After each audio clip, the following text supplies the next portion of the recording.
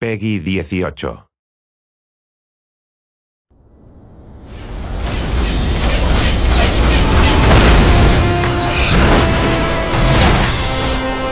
There's nothing better than encountering a monster and just having a hell of a time trying to kill it. And you finally triumph and you have that sense of accomplishment. You know, there may be 10 ways to defeat this enemy. One way is the best, and you figuring that out is what makes that exciting. I think one of the challenges in making a new fantasy world that's unknown to players is it needs to feel familiar without being just a clone of things that are done before. Get it? Yep. All right. We've sort of taken a very dark spin on some of the classic creatures you might expect to find in a fantasy game. As if we didn't have enough troubles. As an animator, we have some great creatures in the game that are super fun to hand key.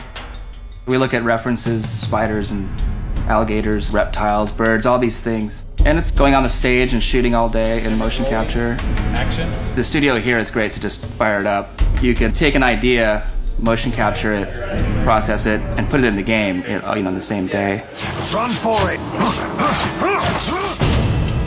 We're trying to give the player an experience of wanting to move through the areas and kill all the creatures that are stopping them, not just for the sake of killing the creatures, but to find out what's going on. Somebody please! Help me!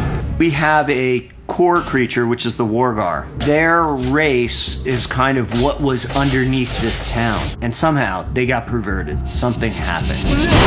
They're kind of reptilian looking, and we kind of just try to creep them out a little bit. So you look at tarantulas and just get that kind of feel. Their deepest desire is to become like spiders. As you fight them, you start to see more and more strange variations on them until eventually you come upon an infected. And an infected has actual spider legs. You come up to him and you start to realize, hey, this guy's got magic. And he's also teleporting all over the place. So you're like, you're just about to shoot him and he goes off to another place. Fast, threatening, super intense, kind of creepy, pretty effective. Great. More bugs. I like the Minotaur, because they charge the crap out of you. They're powerful figures. They have big chests and arms, but their heads are a little emaciated, and they have some twisted, vicious-looking horns. What we wanted out of a creature like this was something that was going to run and smash into things and just send the players flying if they weren't too careful. I'm loving the assassin right now. She's a very kind of sexy, quick character that takes on the guys and pops through different environments. Basically, her head is on a staff, and she also teleports like the infected Wargar. What she does is she'll place this staff in the world, and you're like, what the hell's going on? Next thing you know, this staff is fighting you, and she's fighting you.